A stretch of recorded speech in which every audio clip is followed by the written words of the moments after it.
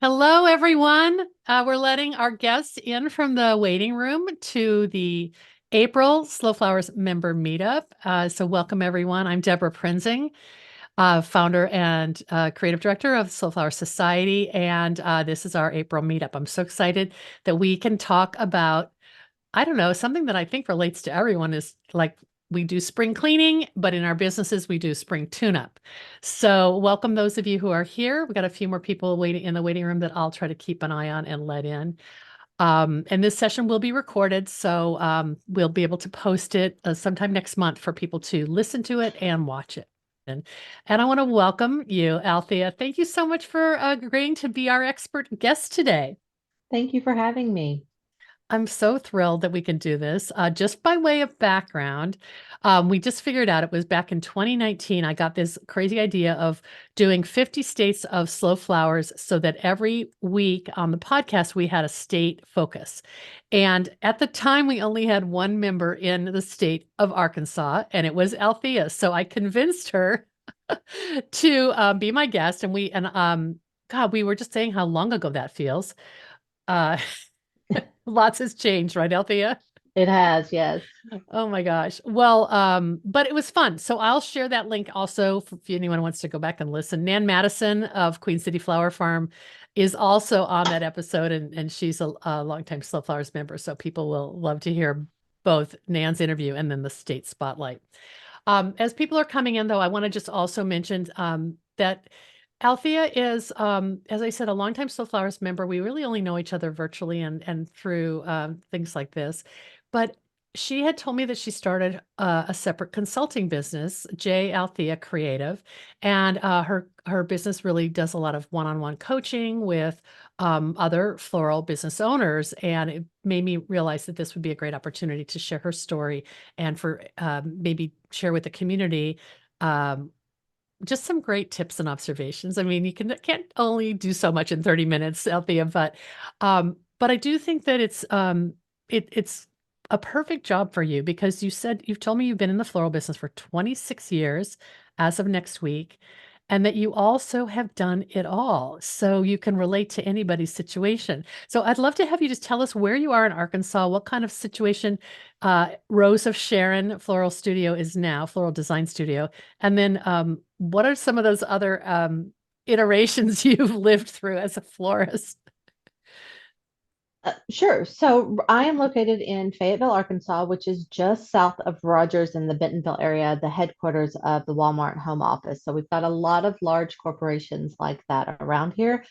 Fayetteville itself is a little bit smaller, a little bit more hometown, although we're growing incredibly quickly right now. Is there a university there or? University of Arkansas is Okay. here in Fayetteville. So, yeah, I consider myself still from Fayetteville, although I'm currently located in Elm Springs, which is a small subdivision of the town just north of Fayetteville, Springdale. It's called Springdale. We've got sort of a corridor of cities here. I've lived in the Fayetteville area pretty much my whole life, except for college. And I started as a florist when I was in college. So I volunteered at a flower shop over spring break and worked for them for the full spring break. And then they gave me a part-time job. And I was super lucky because they had a previous owner that had just recently retired, but he hadn't actually left the shop. So he took me under his wing and mentored me. At the time, he'd been in the business about 30 years, and I was just amazed at all the information and all the knowledge he had. And then here I am now. I've been in the business for 30 years and doing, trying to do some of the same things and give back some of that same type of mentoring energy that he gave me. Currently, I have a freestanding studio. It's not located at my house. It's not in a shopping mall or a strip mall. It is in a very small town and it's literally in the middle of a field. It used to be a hairstylist. And so it's just this building that they built to be a hairstylist and then he retired. But what that allows me to do is set my own hours, not have to have somebody in the shop when we go do event setups. Like yesterday, we had a corporate event set up and we were gone for 3 hours. So we were able to put a sign on the door and just go do that instead of having to have somebody there. Most of our business comes through our website or phone calls, or it's event oriented. We're about equal splits between weddings, corporates, and everyday design. But because I'm not in a strip mall or in a busy area for retail, I can do a more custom setup for me. So we're actually open 8:30 to 3:30, and then as needed on the weekends. But in the past, I have worked out of my home in a home studio. I've worked at a traditional brick and mortar in a strip mall on the main street of another small town. I had it was more like a studio, but I had more regular hours. It was actually in a small airport for a while. Wow. And then I originally started in my house. So I've had a couple of home studio stints when I first started, and then just recently through COVID. Very different experiences. When I started 30 years ago, nobody had internet, nobody had web, and you were considered almost not legitimate if you worked out of your home. And now it's absolutely perfectly fine to have a home studio. So that's sort of my background and my history. After COVID and during that period, I started doing the consulting. And I've had a couple of apprentices that actually have small shops in this area. So they have come in, worked for me as apprentices while they were building their own business. And then I do online consulting as well. And that is anything from teaching you how to price or how to track your invoices and your inventory to just being somebody to ask questions of, because you don't want to ask them in the Facebook groups where you get beat down sometimes. The privacy of a one-on-one coaching. I hadn't thought about that. It just makes me think of a quote I had have just recorded for a profile I'm writing about a flower farmer who said, "I got into this because I love plants, not because I wanted to be a business person." And I'm Yes. sure you hear that a lot. Like, Mhm. we love flowers, we love beauty, we love pretty, but oh, we have to keep the books. I mean, is that kind of what you're Exactly. encountering with some of your clients? That is exactly who I try and help. The people that really love floral design started a business because it seemed like the right thing to do so they could be creative in their own way, and then realized that yes, you still have to do the book work, still have to take care of the customers, do all the paperwork. I'm sort of lucky. I'm 50-50 right brain, left brain, so I can translate between the two. And I enjoy doing things like spreadsheets and databases, as well as, keeping records and things like that, as well as designing. So, yeah, the people that have been doing the design and realize that they need help with the business side of it are exactly the people that I want to work Mm, with. wow. Well, before we jump in and have you just walk us through your little presentation, I just have to ask, what did you major in college that made you get this like part-time job at a flower shop? And like, did you abandon some other big dream to do this? Or was there a conflict there? I did not have any super big dreams. I majored in sociology and I loved studying it, but there was absolutely nothing I wanted to do in the sociology field past just studying it. So I Yeah. really enjoyed that part of it, but I did not want to do anything with it. And I looked into working at the flower shop. It was just a situation where my spring break plans fell through. And so I was like, I'm going to go volunteer. All the things we hate hearing now. But I was lucky to find somebody that said, sure, yeah, come on in. Oh my He goodness. he forgot to tell his employees that I was coming. And so I showed up and they were like, okay, here's how you make a bow. And they had me make bows all day because every single rose dozen at that time that went out of the store had a big bow on it. Yeah. And you're And so, like, yes, this is what I'm going to college for. yes. No. But so I got my degree, but I didn't do anything with the sociology degree beyond just working with people all the time. Right. Right. So Oh, it's mhm. so valuable. I love that. There was something that prompted you to go volunteer at that flower shop, and it was your future self saying, maybe this is an industry that I really love. So that's exciting. My parents also had a nursery, but I absolutely do not have a green thumb and I hate working in dirt. I don't like the feel of the dirt on my hands. So I would go cut their flowers and play with the flowers when I was growing up, but I just could not grow anything. So that probably had a Maybe lot it's to do with it. yeah, maybe it skipped a generation. Okay, well, I've given you permission to be able to put up your PowerPoint, and Okay. Althea has like maybe 20 minutes or so of slides, 25. We've got plenty of time, and then we'll have, at least 20 minutes for questions afterwards. Okay.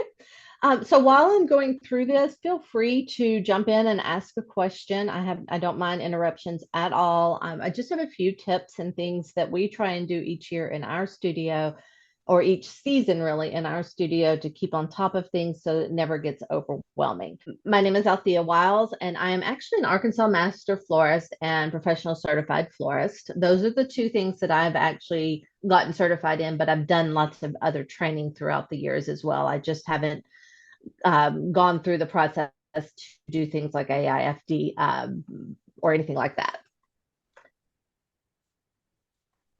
Make sure, let's see, here we go.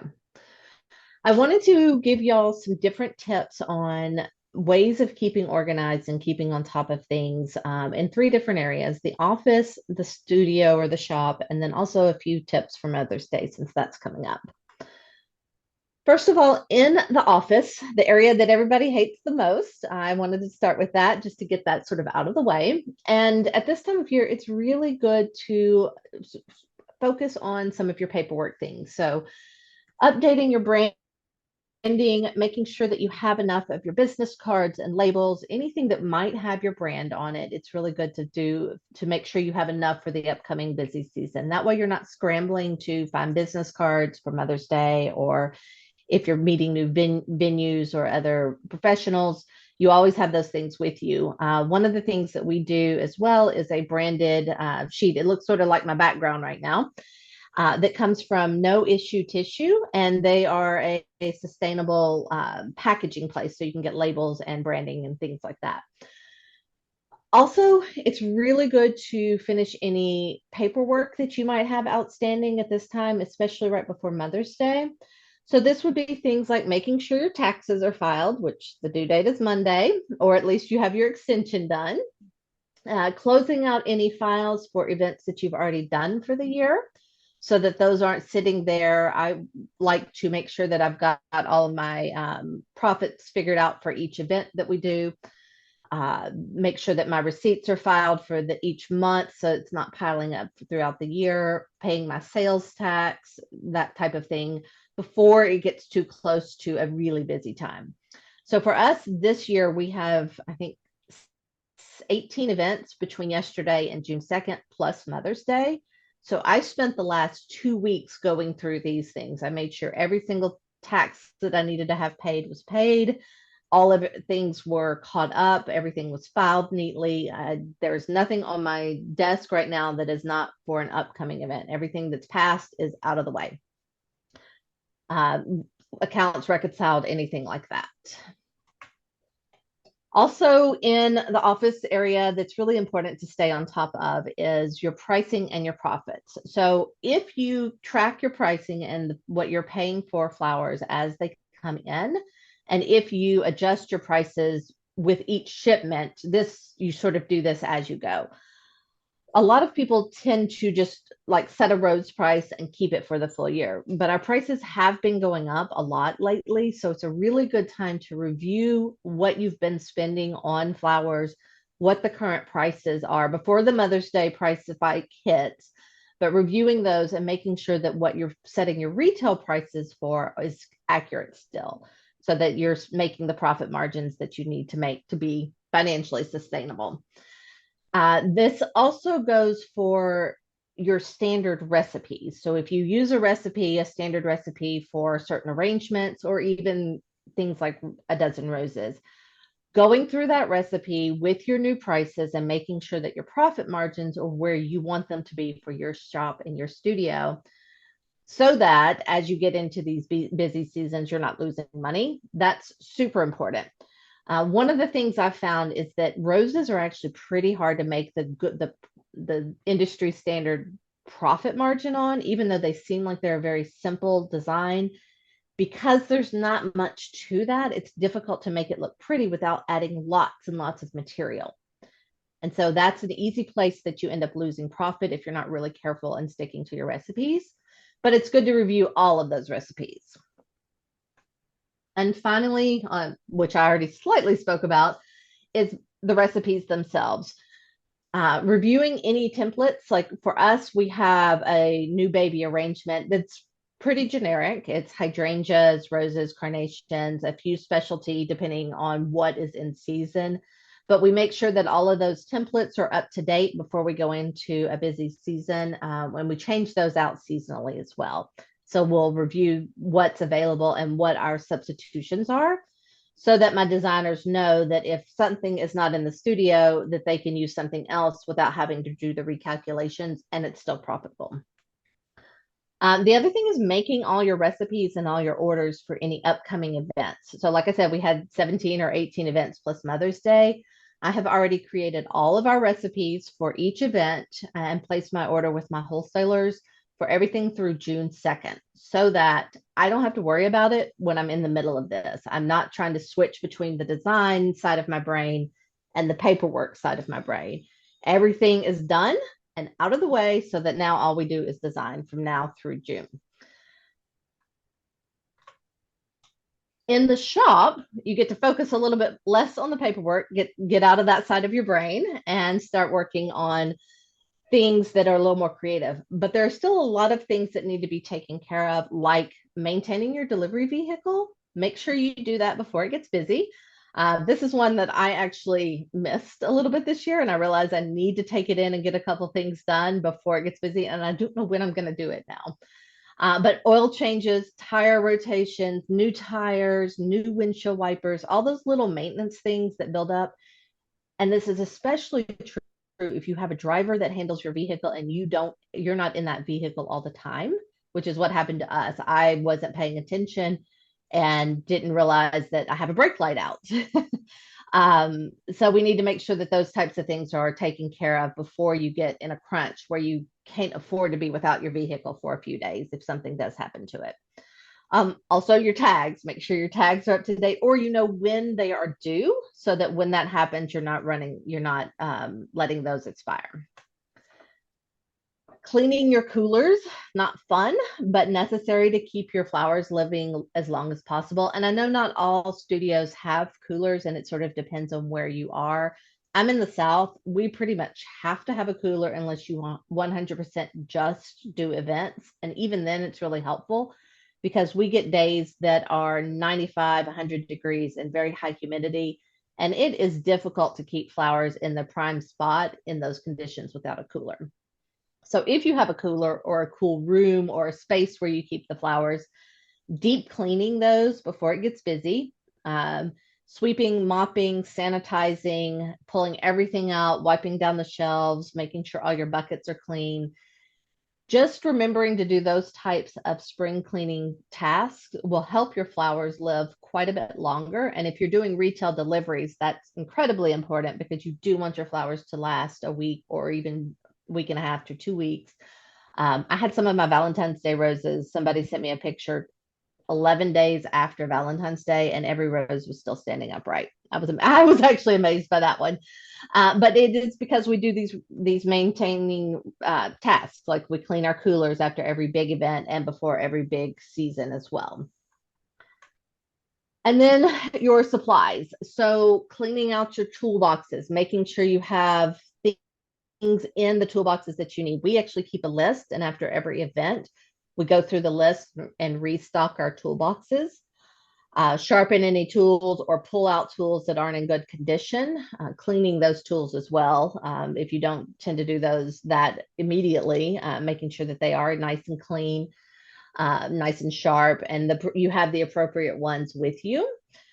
Reorganizing and tidying ribbons and other supplies that tend to just sort of explode on you and get messy. Spending some time, it feels like a busy task, but it does make you much more efficient if you know where everything is. And it also ends up saving you money because when you're in the middle of lots of events or a big event and you're looking for that one specific shade of lavender ribbon, you know right where it is rather than going to buy it again and ending up with 3 or 4 or 6 rolls of the same ribbon because you forgot where you put it last time. And then checking your supplies that you can order in bulk and get a better price for, that aren't going to go bad. So your glue, your tape, your prom supplies, if you do prom, any of those types of things that you can save money by ordering more. I'll buy, when I'm buying my Oasis cold glue, I will buy the full case at a time. I don't need that much glue very often, but I'm not going to run out, and I get a savings because I bought that many at once. So going through labeling where things are and organizing, putting all your like things together is really important to help you be prepared to go into a very busy season.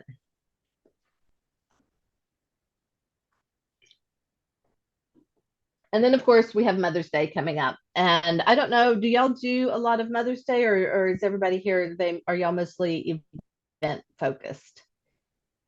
I think we've got a good mix of people who I'm assuming everyone's got something going for Mother's Day. Mhm. Even if it's someone like Misty, who's in Alaska, who's selling gift certificates. So It's a day that's hard to pass up as a florist, I think. Although I yeah, do have one friend that hates it so bad she leaves the country so that she doesn't have to worry about it. that's a little extreme. She really does not like working the big holidays. She is more of event focused, and so that she doesn't even have to answer the phone. She takes a vacation every year at Mother's Day. That's funny. So, okay. So, Mother's Day, all the things that I've talked about are still true, but even more in depth. So, things like making sure you have your recipes completed, but then you also have enough of all the vases that you want to use, that you have those organized and cleaned. You have the labels taken off, that greasy film that comes in on some of the vases, those are washed. Pricing. We take a index card, write the name of the vase and the price, the retail price, drop it in one of the vases so that anybody that's freelancing for me knows how much that vase is without having to look it up for them. Sorting ribbons, like if you're only going to use certain colors for Mother's Day, pulling those out, throwing those in a box so that they are just your Mother's Day ribbons. Or if you do make bows, making those bows ahead of time. Anything that is used, having a price on it so that your freelancers and your designers know immediately what it is. Again, so that you're not the bottleneck of having to answer those questions, which is super helpful when you are tired. And if you are more creative oriented and you're being the person that everybody is asking questions of, that can be really fatiguing to be that person there. Just like our brides and our grooms for this here in the South, it's almost always the bride that is the bottleneck, but all the questions will come to that one person. And if it can be somebody other than the main focus of the event, it's a lot easier on everybody. Same thing in your shop. If you need to be a designer, have somebody else that can answer the questions, but also have everything that can be labeled and priced, labeled and priced. Creating recipes. And I know a lot of people don't like creating recipes or don't know how to create a good recipe that works for when you have substitutions. But creating those recipes, and that can be as simple as this arrangement has one mass flower and three filler flowers and five medium-sized mass flowers like a rose or carnation. That's a recipe. It doesn't have to say five lavender roses and three spray roses. It can be very generic, but having that recipe created and printed, one, that lets you order your flowers ahead of time. Two, it prevents the fatigue from when you've been designing and you've been staying up late trying to figure out how to design, because you can just look at that recipe and follow it. Also, keeping your descriptions on these pretty vague for when you're selling is helpful. That way, for example, if you have a recipe that calls for blush roses and white stock and lavender carnations, and you can't get those, or your wholesaler sends you something else for Mother's Day, you can switch that and do blush carnations and lavender stock and white roses because your description said a pastel arrangement. It didn't say those specific colors and flowers. Your recipe can have that, but the front end, the customer only knows pastel. And that will mean you don't have to call your customer and say, we have to make a substitution. It also lets your designers know what substitutions they can make without having to ask how to rework this recipe. And it helps you when you're tired with figuring these things out. Wrong way. And then finally, after Mother's Day, rechecking your inventory, restocking things, reorganizing, and sort of going through that prep work again. Again, cleaning out your coolers, making sure you do a deep clean on those. At the end of a busy time, Mother's Day or wedding season or any of your major holidays, just sort of resets everything. And while it might not be in the spring and it's not a spring cleanup and tune up, it will help you reset and get back to where you can start over and do this for the next time. So, and then I just had a few little pictures. I was looking through for this presentation. I found some of the pictures that we have used over the years. So these are the boxes that we use to deliver our flowers in. And we do that for all of the holidays. It makes it easier on our drivers, and it gives a good brand presentation for our customers. This is our main supply closet. This was before reorganization and this was after. It's a tiny little room, and we have maximized every square inch of wall space for our vases and containers. But you can see it just gets messy very easily. We put things right in the middle and we just leave it. And Olivia actually told me today we need to reorganize our closet soon because it's back to this state. But there, you can get in there and we can get a lot of stuff in that little bitty room when we keep it tidy. These are how I color code for Mother's Day. So each day gets a colored dot so that my driver can see specifically, okay, the blue dots are Saturday. If it's got a yellow dot, it doesn't go today. The red dots are for add-ons. So anything that has a chocolate or a chocolate covered strawberry gets that red dot, so that they remember to pick it up from the studio, but also make sure they hand it to the person as well. These are what we use to keep our tools organized. And this is just it's actually like a picnic caddy that holds napkins, forks, knives, and spoons. And it's perfect for holding all your tools. And everybody has a little bamboo caddy on their desk for their specific tools. We also put our initials on all our tools so nobody steals each other's, which helps us a lot. We're a little particular about that. So, and that's really it. Those are the tips that I had, and I am happy to answer questions. That's wonderful.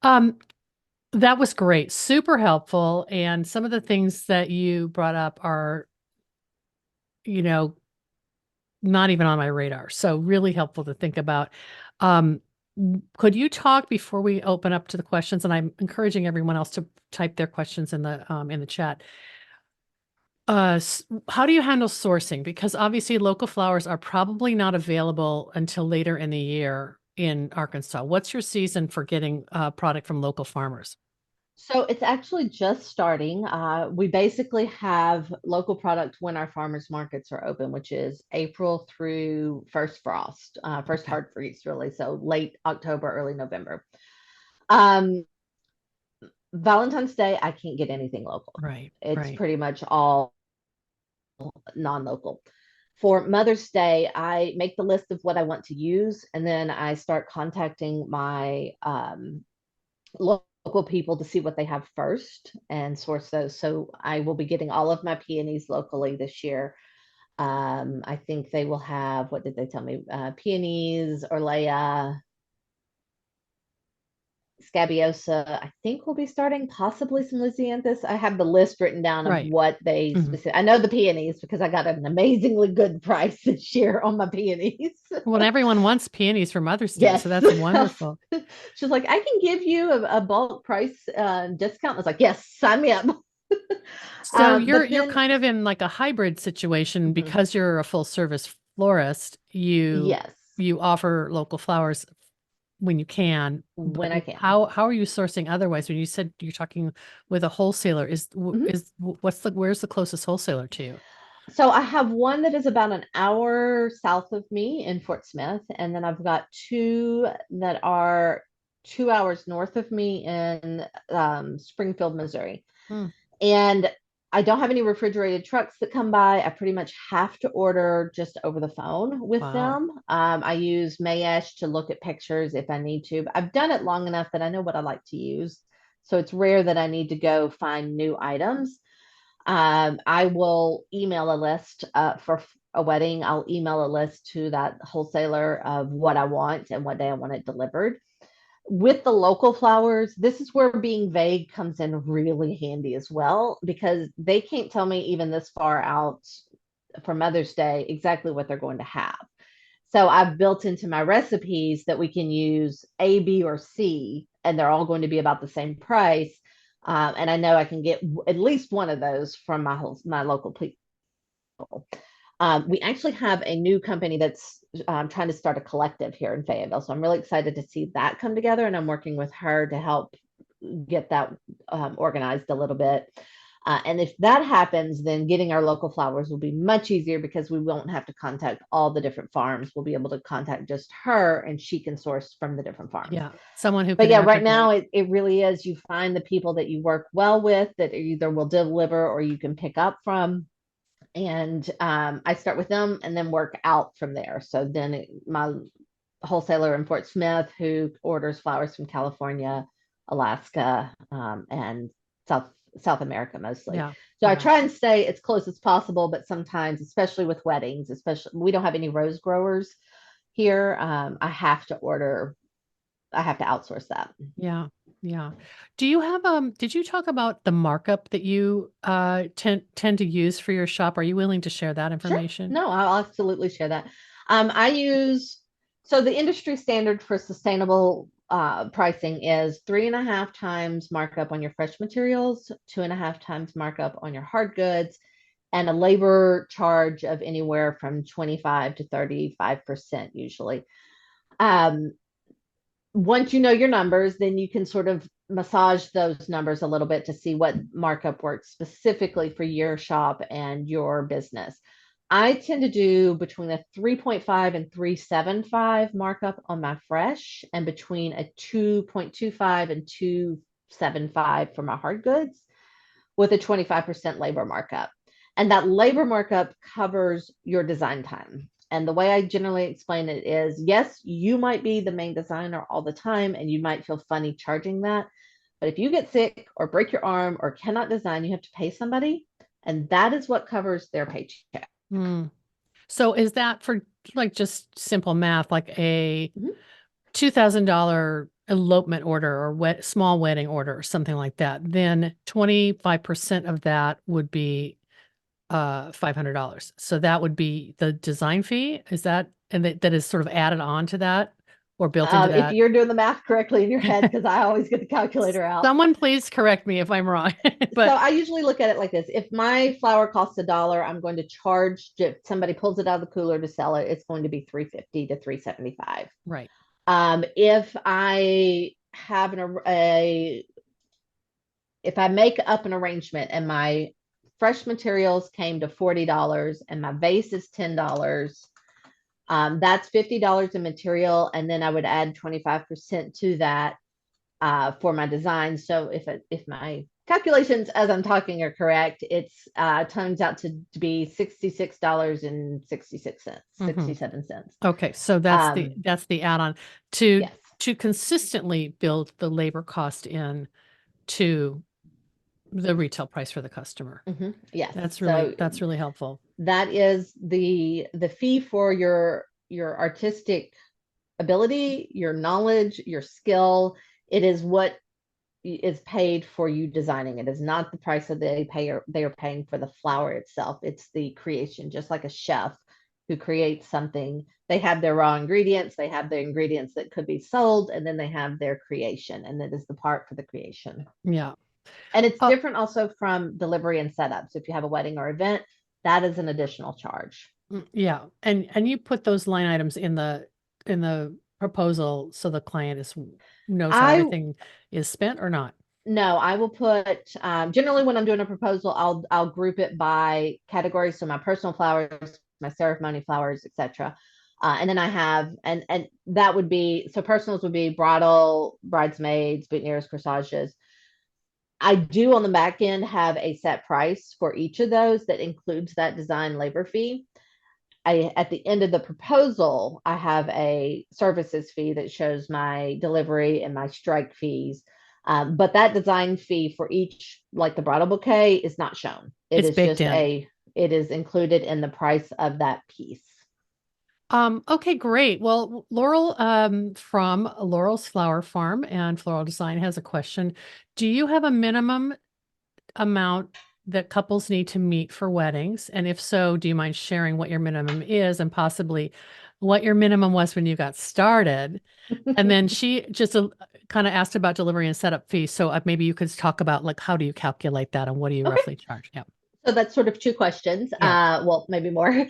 No, I don't have a minimum fee. I have considered it over the years, and a lot of florists that I know do have a minimum. Because I am sort of a hybrid and I do retail and deliver everyday deliveries as well as weddings and events, any of that extra product tends to be what we sell as our everyday design work after a wedding. So I've got that ability to do that. Like my friend that doesn't do Mother's Day, she's just events. And so she has to order a lot tighter than I do because she doesn't want that leftover because she has nowhere for it to go. She does have a minimum, and I want to say it's around 3,000 right now, maybe 3,500. For me personally, what I tend to do is get their wish list and their style and price it out, get a budget request from them, which generally doesn't match, and then contact them and call and talk them through the options, and find out if that budget is realistic, if they have any wiggle room. And if they don't, and what they want, if they don't have a place where they can move, either bring down some of their wishes or bring their budget up, then I'm not the florist for them. I probably 10 years ago decided I was not going to try and meet every single budget request and every single wish list request at the same time. And my stress levels went from here to way down here. Um, it it just isn't feasible to try and meet both of those goals at the same time. And so what I do has been figure out exactly what it's going to cost them and then give them options. Yeah. I basically sell the way I like to shop. So for me, I want information. I want to know what my options are. I want to know what it's going to change if I take something away or if I keep it. And so I provide those things to my clients as well. Let's see. The other question was for delivery. Mm-hmm. I, for my events, base my delivery charge and my setup charge on mileage, gas prices, um, how many people I need to take with us, and how long I feel like we'll be on site setting up. So I have set up a spreadsheet where I can plug in how many miles away it is and how long we'll be on site, and it gives me a number, and then I round it up to like 525 instead of 518. Right. But yeah, I figure it on all of those things because I have to maintain my vehicles and I have to pay my employees, and I really want to get paid for working on a Saturday. Mm-hmm. Did you say 525? Like, did you just throw that number out or is I that kind just of threw that average? out. Yeah, for a 2 hour setup, it can range with myself and one assistant. It can range anywhere from 500 up to about 800. If I'm bringing extra people or if I need to be there longer. But Yeah. most of our setups are not too far away. They're within 30 minutes drive. So we're not spending a lot of time just travel. Right. Right. A couple other questions popping up about, oh, this is a really good one also from Laurel. How do you handle brides who want to keep the flowers after the event? With the vases you use for wedding design, do you let brides keep them or charge extra for those? Or do you charge a retainer fee if vases are broken? She's struggling with that. And so it sounds like Sure. the difference is, are you renting the vases or are you selling them as part of the design? Sure. And how do you handle that?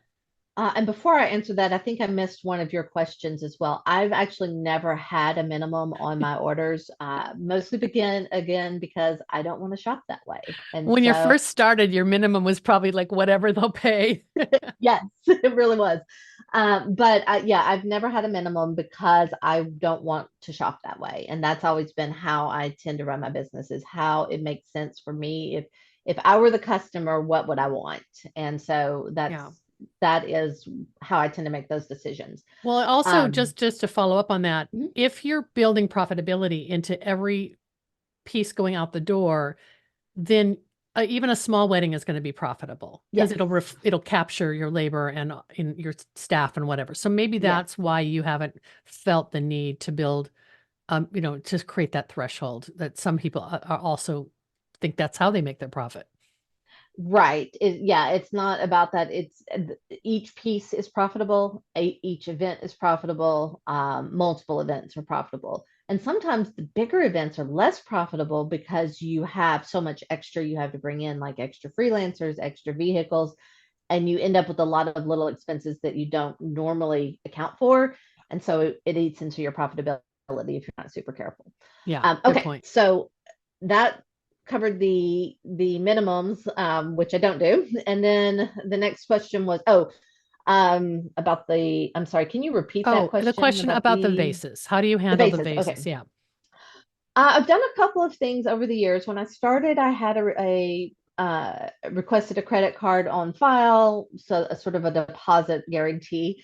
Um, the big thing for me is I'm a morning person. I am not an evening person, and I really don't like doing strikes. So I have generic pieces that are easy to replace, and I give them the option of paying a strike fee, which you should do no matter what because it is a service that you're offering. But mine's not cheap because I have to stay up late, and or they can bring the rental items back to me within a week. And it's in the contract that if they don't, or if they're in bad condition, broken, dirty, whatever, then there might be a fee for that. Most of my clients love that and are happy to save the strike fee and bring them back within a day or two. I've lost a couple of vases, and it's generally breakage, which you're going to have over here and there every once in a while. And most of the time, I don't charge them for that. If it's just one vase that breaks or disappears, these are generic. They are not something special that are super hard to replace. So it's just part of doing business. Hmm. Um, Okay. if it is a specialty item that I had to order or it's super pricey, I will include the strike. It's just this is part of your contract and it has to happen. Like with our arches, I'm not going to ask them to break down an arch and bring it back. But most of our vases and things like that, I let them bring them back to me. Okay. Laurel, add a follow-up question if that didn't exactly cover what you were asking, because you said you're struggling with it. Holly has a question about what organizing platform are you using, like the one she gave us, HoneyBook. She's curious about these for helping streamline processes. Currently, she's using Google Sheets and Google Forms for organizing and gathering info, which of course is free, but maybe, and I know there's sort of these specialized platforms that people are using. Yes, that's a hard one. Um, what I use is a program called Dubsado that handles my client facing information. So it handles the proposals I send out, the contracts, the invoices. They can pay online through that as well. I use Notion to keep track of all of my project details. So it is a program where I can drop in PDFs of my recipes. I can put in pictures from the proposal. I can put in pictures that the brides and grooms send me. I can put notes in there. I can track my accounting in there. So it's a pretty flexible program. It's not a great one if you don't like being on the computer because it's almost too flexible a lot of times. Mm, mm, But it is a way to track. And I use Google Drive just to keep everything. So every project gets a folder in there. I drop everything in, and then I put it in Notion so I can see it in one place. I can pull it up on my phone. For my everyday orders, I used to use Florinext. I ran into some issues that just rubbed me the wrong way, and so I built my own in Airtable. Airtable is another good one if you like to work with the data on the back end, or if you have somebody that can set it up for you. Um, Project management in general, I think you really have to figure out a program that works with how your brain works. So some things are really great out of the box if your brain works that way. You need that structure of this is how you set this up. These is the checklist. This is the structure that the program gives you. Some brains need more flexibility. Some people need pen and paper. They need to have it physically in front of them so that they can see it, post it. I'm not a post it person. I've got 4 here and it's driving me crazy that they are up on my computer right now. I Are you one do of those keep, people who likes an empty inbox, Althea? yes. Oh, you would really hate my desk.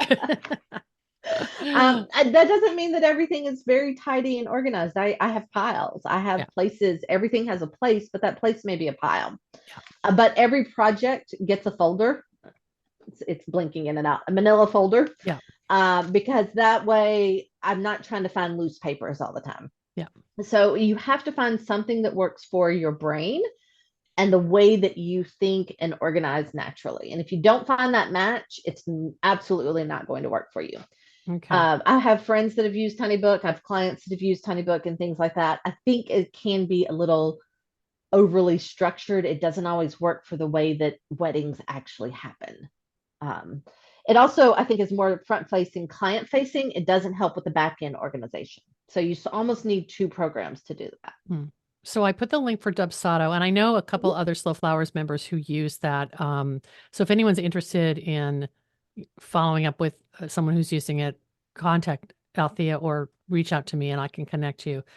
What was the other one that you mentioned that you use? I'll put that link in too. It's notion.so. Also with Dubsado, I do have an affiliate link just because I've been using them since they started basically. And I'm pretty sure it's Dahlia, Dahlia, Oh, great. which will get you like a free month. Like free trial or something. They do, I think they do 1 paid month and then your second month is free. I Wonderful. think is how that is. That might be how every stem does I mean, hers. it's smart in that if someone wants to just kick the tires a little bit, they don't have Mhm. to commit. Yeah. And if you have any questions about it, reach out to me. I'm happy to show you how I have mine set up on Dubsado. Every stem is great for creating recipes. If you don't need it, it doesn't have a lot of fluff. So it's just making your recipe. It's a little easier than doing a spreadsheet because it puts all the items together from your full event or your full Mother's Day. So you're not having to go in and do the math there. Okay, good. I'll put that link in too. Mhm.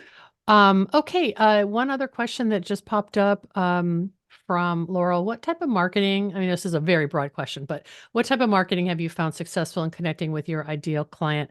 And I know you've got buckets of clients, but maybe you could talk about a few of the things. Before we got on, Althea confessed to me that sometimes she lets her team members do the social media. So maybe that's Social not your media, yes. favorite. Social media is probably my least favorite thing personally. I would much rather do the accounting, pretty much anything else, take out the trash even than work with social media. So there are lots of times that I don't look at social media for a week at a time. I will work out the calendar and say, this is what we need to market for. They will send me something and say, how's this look? And I'll say, yes, no. And then they post it. I don't do it because I'm not good at it. And it just stresses me out. It makes me anxious. It makes me depressed. It's not good for me to do social media. But marketing in general, it is a tough one and it is very, very difficult. Networking, if you're doing events, networking, knowing the other vendors in your area is huge. That has been the most helpful. Um, your website really showing you and not being very generic. So if you look at my website, you'll see there are lots of pages and pages of information.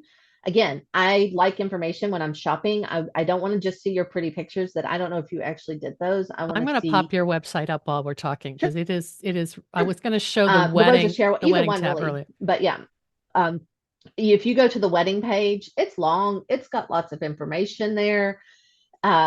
Because that's who I am. When I talk, I give out lots and lots of information. All the pictures are done by other people. Again, my team works on the pictures and the blogs and things like that. I put together the website, but you can tell there's a lot of information here. It's not a page that's just portfolio of pictures. And my clients, that's what they want too. They want to have that information. They like being able to do the research before they ever talk to me. They don't necessarily want to meet face to face. They like doing either Zoom, or a lot of them that I'm doing now, we talk on the phone once and everything else is email. Wow.